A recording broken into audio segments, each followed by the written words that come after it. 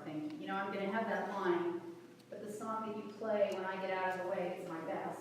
I'm going to have that line in my head for, you know, the rest of the week. So thank you, Mark. That's beautiful. Happy fall. Felt like fall this morning, didn't it? Really felt like fall when I pulled our beautiful fall arrangement out. Thank you, Alan Hubbard, for donating the fall arrangement to us. He does such beautiful work. So thank you, Alan. The title of my talk is Finding Patience Now. Get it? Get it? I realized as I was writing it, you know, I write my themes a year in advance or 6 months in advance, and I had originally put the very boring and trite patience is a virtue, and I was sitting there starting to write. And I'm like, you know, most people want to find out how to have patience now. And so that's what I'm going to title this. It's Finding Patience Now, but it's a play on words, because you know when patience comes? By living in the eternal now.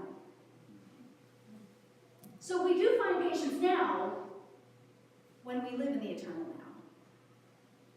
I was very pleased with myself on that. You guys don't seem nearly as impressed.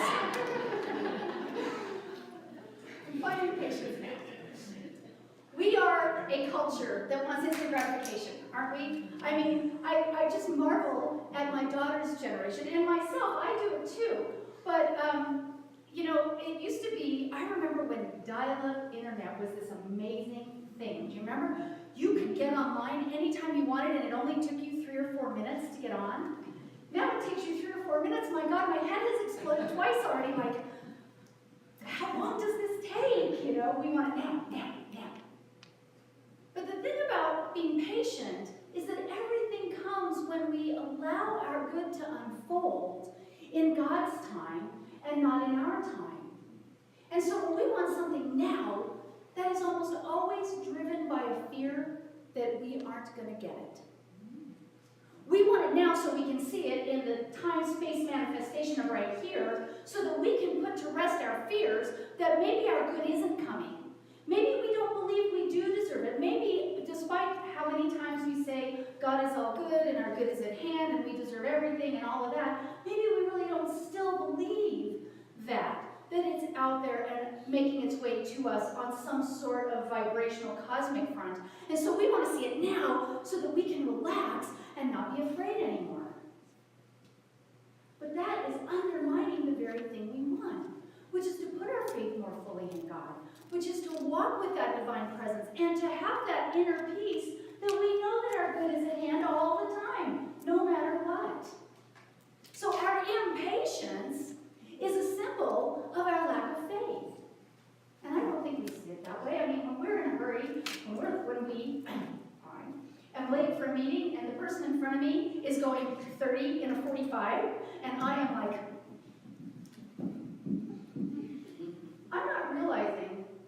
I'm not making the connection that I'm afraid that my good is not at hand.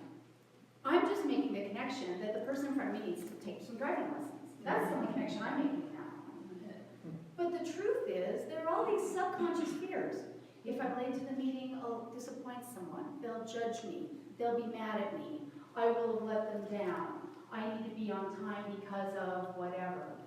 Rather than just allowing the process to unfold. Another interesting thing I find out about we humans is that we like to think that we'll be patient when everything's done. I have so much to do that when I get all these 18 things done, then I can afford to be patient because I'm not always in a hurry. We have it backwards. We have to be patient, and then the things get done. Because we're allowing something greater than we are to fill us and work through us, rather than thinking we have to do it. I love the analogy many ministers use it. We get in there and we try to help the river along. Come on, river, flow, come on. That's ridiculous, right? But we do it. We do it.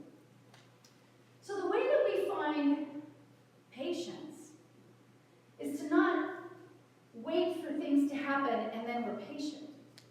We have to change our state of being. And the first way that we get to be patient is we have to be peaceful. Now those are the two that we really get you know. Like, well, I'll be peaceful when everything's done, and if I can just hurry up and get everything done, then I can be at peace. It's interesting how we do this. You know, Mahatma Gandhi, everybody knows his famous quote about meditation when he was very busy, you know, with that little event that he facilitated called the struggle for Indian independence from Great Britain. Well, he was, you know, working on that little project. He used to say, I meditate 1 hour every day, unless I have a very busy day, and then I meditate 2 hours. So those of you who think you're too busy to meditate, there's words from Gandhi. We have to be peaceful to let everything unfold first. So I watched this play out in an interesting way with our dogs. So we have this pet lesson coming up. I've been thinking about dogs, and I love my babies, and you've heard me talk about them up here before, our 3 little yippers. And one of our dogs is a min pin. And if you know anything about min pins, they talk. They're very noisy dogs. So Max talks to us all the time. And this sometimes moves from that realm of cute to really annoying, really annoying. And when he's excited, it just goes off the charts. And then he gets the Havanese all riled up. And recently, he's taught the very quiet and non-vocal Scotty how to howl. That's not him. So, when we would take them for a walk every morning, which we can't say, of course, because they can not only know the word walk, they can spell it. So we can't even say W-A-L-K because they get it. So now we're like, do you want to go on a thing? You know, take the D-O-G's on it. Because they know, you know. And the reason we can't say it is because the minute we would say it, Max, a holy hell would break loose in our house. Max is yipping and running and screaming and running around and jumping up on things, and he's just a mess. So I know this about my beloved, and I do tell this story with permission. I asked him, and he said, do I have a choice? I said, no. And he says, okay, you have my permission.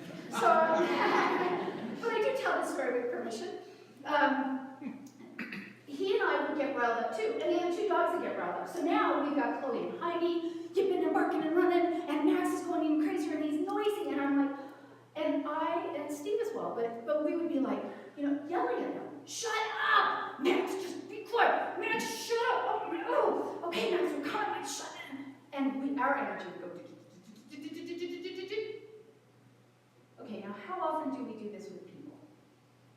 The person in front of you is taking too much time, like the example I just gave about driving, or you're in a hurry and you go to buy one thing at the store and the woman in front of you decides to pay her 48 cents in pennies or whatever it is, and our energy starts ramping up, like, oh my God, and you just want to scream. Now in public we usually don't. Usually. But we do probably take that out the next time. I mean, I've watched myself take it out on the clerk the next time. You know, like if she's being slow with the person in front of me, and she says, how are you today? Fine, I'm in a hurry. You know, that's not helping the situation. So, I look online, how to break dogs from barking. It's a really hard thing to do, but the number one thing you never, ever, ever, ever do is yell at them. Because they're just emulating you. So, he's barking, I'm yelling, he's yelling right back. So I'm yelling louder, so he's yelling louder. So Steve starts yelling, and then Heidi and Chloe join in, so everybody's yelling. So we did this little experiment. It got very peaceful. The big bag of dog treats didn't hurt. I walk out, and I say, in this tone voice, not, who wants to go for a walk? Who wants to go? Not that. I say, okay, everyone, time to get our harnesses on. Now, Max will yip. I tell him to sit, and I give him a treat. And then I just talk to him in this tone of voice. Good, Max. Okay, I'm going to get your sister's harness on first. Okay, so you just, oh, you're being a good baby boy. Yes, you are.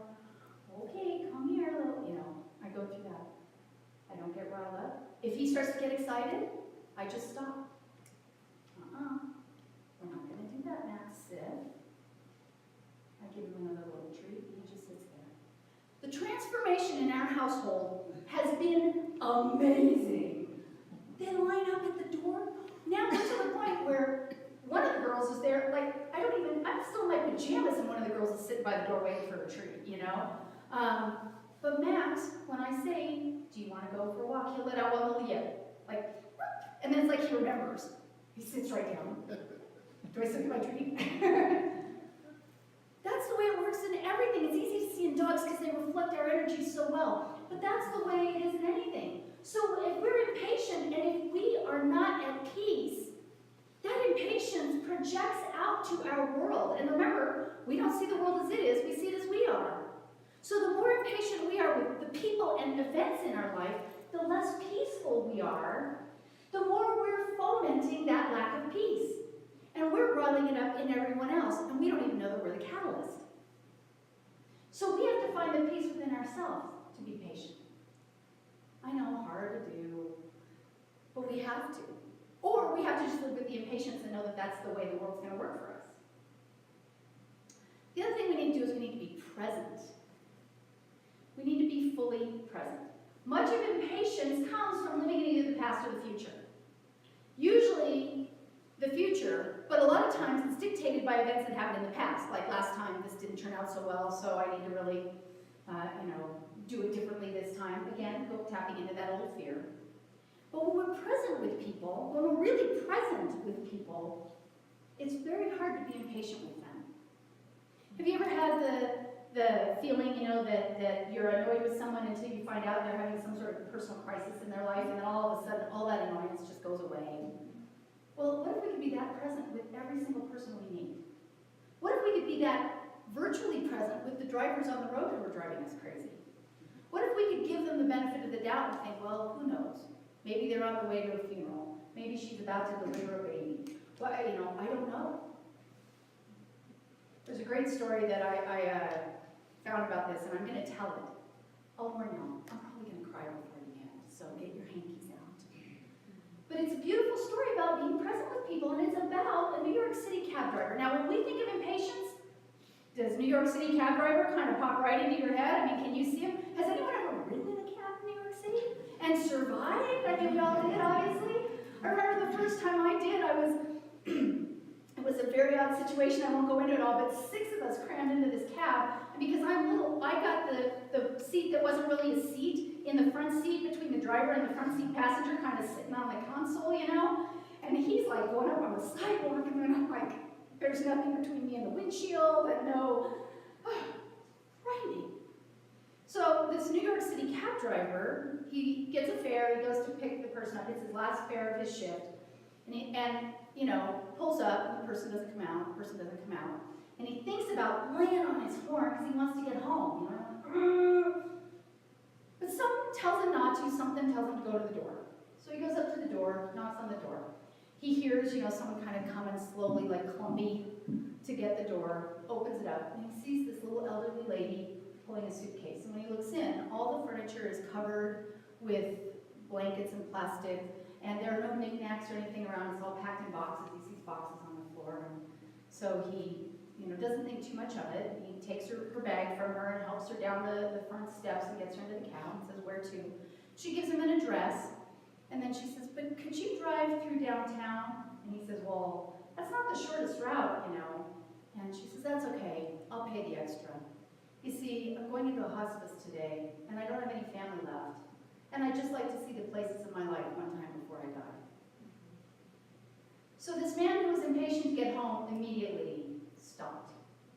He turned off the meter, and he spent 2.5 hours driving her by the buildings where she got married, where she raised her children. Okay, you guys, stop it. I was doing so well till you all started. So he drives her to all of these places. And then when he drops her off at hospice, she gave him a big hug and thanked him. And here's what he says about it. I drove home aimlessly that night, lost in thought. For the rest of that day, I could hardly talk. What if that woman had gotten an angry driver, or one who was more impatient to end his shift? What if I had honked once and then driven away?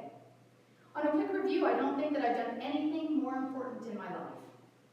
We're conditioned to think that our lives revolve around great moments, but great moments often catch us unaware, beautifully wrapped in what we might consider small moments. So we need to be present with people. We need to be never know when that's the person we're talking to. When just our attention, when just our presence, when just us being there, when just us driving through town is the perfect thing that allows us to express that God life within us and support someone else in doing the same. And then finally, to be patient, to find your patience now, we need to be persistent. Everybody take a deep breath.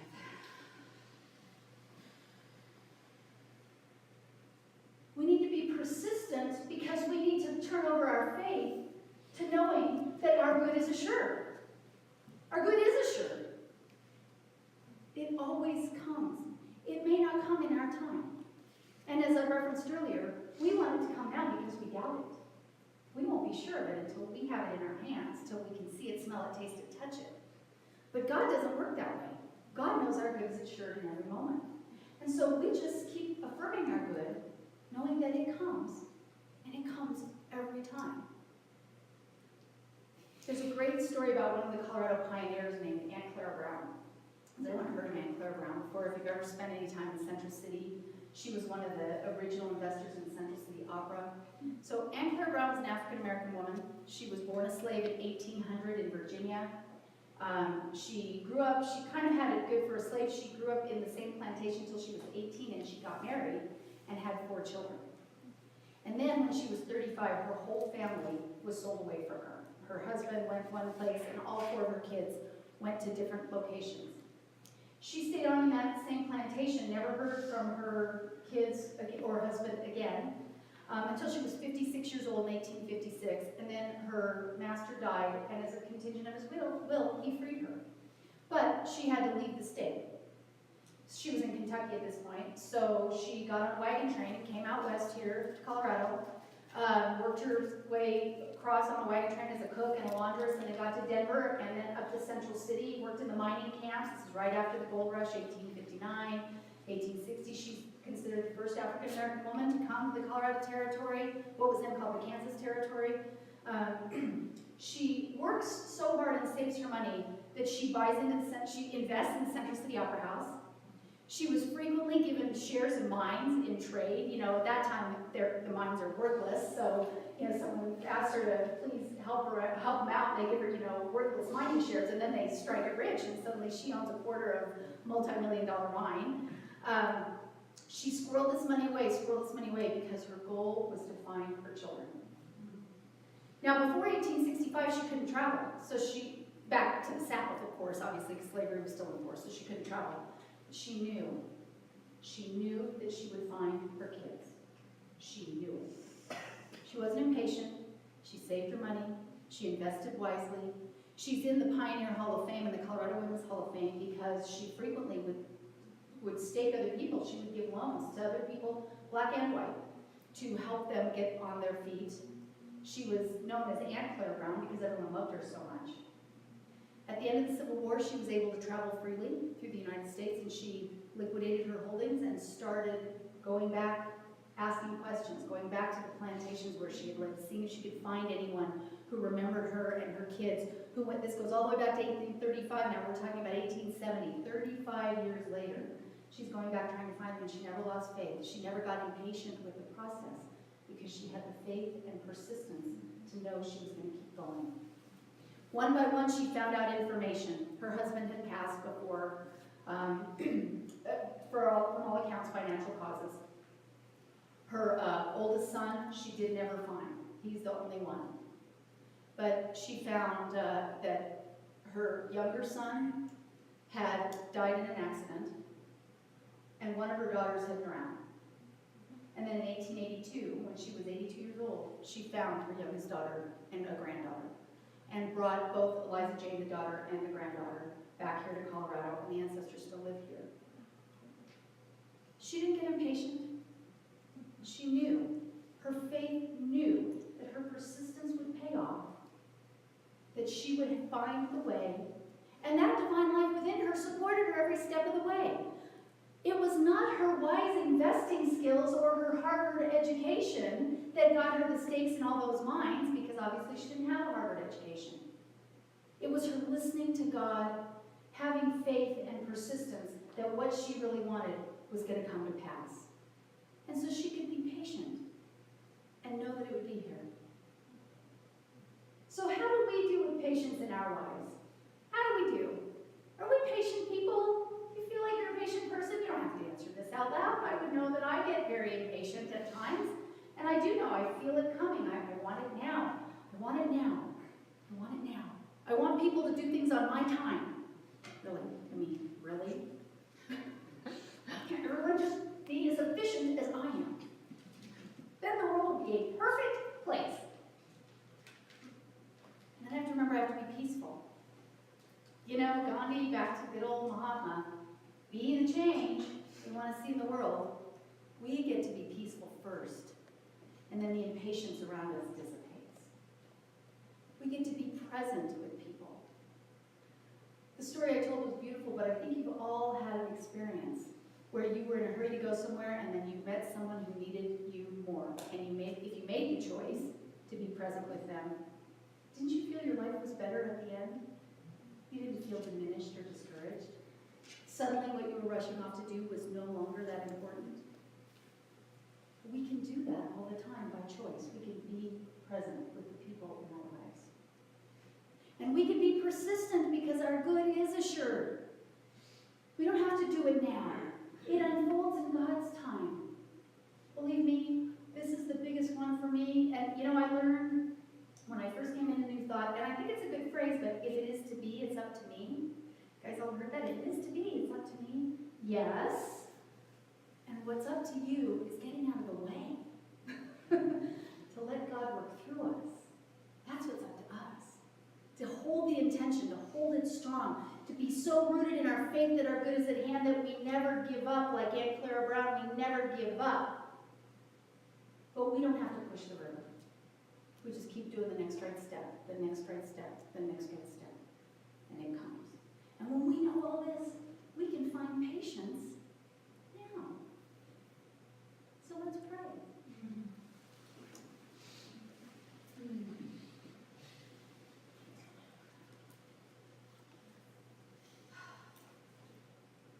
So I just breathe into this moment, patiently. Recognizing that the power and the presence of God is always operating. It is the truth of each and every person present. It is that inner being that dwells within us all. And yet it is also that collective consciousness that transcends each of us and holds us and uplifts us. That presence, that power of God is all there is. It moves through every situation. And it allows us to relax and rest into the arms of that divine spirit, knowing that we can be peaceful, we can be present, we can be persistent, because our good is assured. Our good is at hand. And so I know for each person here that we are divine emanations of this one life, and we are moving through our lives rooted in the knowledge that we are always guided, always guarded, always loved, and always supported. We leave here today and we go about our day and our week uplifted and inspired by this knowledge that there is a power greater than we are. We can use it and it uses us. We hold fast to the truth that all is well in every moment. That there is nothing we need to do, just a greater expression of God to be. And that it is that God within that unfolds perfectly, that does the work for us and guides us and guards us every step of our day, every step of our week coming up, every step of our lives. And so it is with great joy and gratitude that I accept this as the truth. Every mystical tradition has taught it, every religion preaches it, and even science has proven that this is how the world works. When we bring our intentionality to know our good is at hand, the universe rises up and meets us. And for this, I am so, so grateful. And so opening my heart to this gratitude and this thanksgiving, I'm able to just release and let go. I'm able to trust God. I'm able to trust the laws of the universe that work on my words and make them so even as I speak. And so from this place of profound thanksgiving, I let go. I let it be so. Join me in saying, and so it is.